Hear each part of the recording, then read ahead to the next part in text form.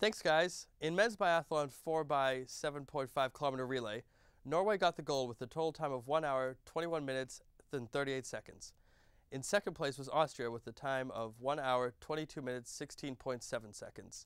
They were 38.6 seconds behind Norway. Claiming bronze was Russia with a time of 1 hour, 22 minutes, 16.9 seconds. USA came in 13th with a time of 1 hour, 27 minutes, 58.3 seconds. They were a whopping 6 minutes, 20.2 seconds behind Norway. In bobsled 4-man, USA grabbed the gold with a total time of 3 minutes, 24.46 seconds. The silver place finisher was Germany with a total time of 3 minutes, 24.84 seconds. They were 0.38 seconds behind the US.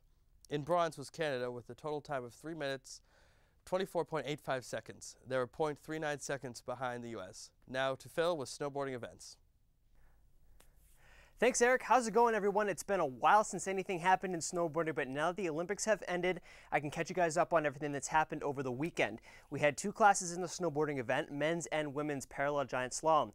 In the men's division, your top qualifiers were Andreas Promiger of Austria taking the highest rank, followed by Sylvain Dufour of France and Simon Scotch of Switzerland. The United States did not do so well in the qualifiers. The nearest competitor was Tyler Jewell, who landed in the 7th place spot. Moving ahead to the quarterfinals, Chris Klug of the United States came up from the back of the pack and made it to the top 3. And Promiger was disqualified in the 8th finals. Your semifinal winners were Zan Corsier of Slovenia, Simon Scotch of Switzerland, Benjamin Karl of Austria, and JCJ Anderson of Canada. Your medal winners for this contest were JCJ Anderson taking the gold, he's from Canada, Benjamin Karl of Austria taking the silver, and Matthew Brazetto of France taking the bronze. Now onto the ladies division. In qualifiers, your top contenders were Marianne Kreiner of Austria, Nicoline Saberges of the Netherlands, and Doris Gunther of Austria. The nearest U.S. competitor was Michelle Gorgon in 13th place.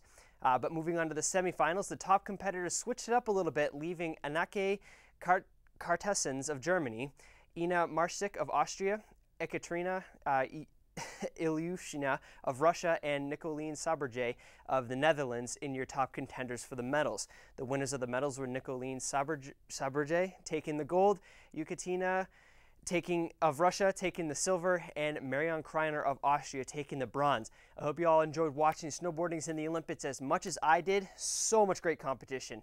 Now that's all I got for snowboarding. Now let's toss it over to James Conley. James?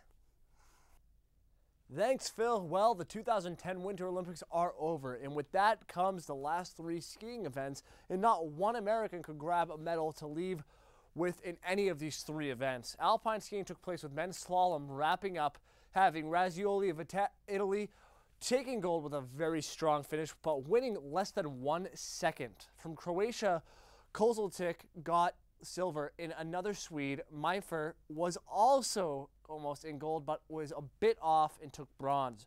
Cross country was up for men and women, and one was taking place. Poland got gold. Silver was taken away by Norway, and Finland took bronze. A little more interesting was the men's cross country with the 50 kilometer was up, and finally with Norway's Northung taking gold, German Tieckmann and John Olsen of Sweden taking bronze. Now, John Olsen, very exciting skier to watch. He's in the X Games a lot, so this was a big thing for him. But if you're a fan of the skiing that's been going on, you'll be seeing a lot more very cool things that John Olsen can do, and not just cross-country stuff. So, a very exciting Olympics, some very close races throughout the whole Olympics. Excited for the next Winter Olympics, and that's it for me. So, back to you guys.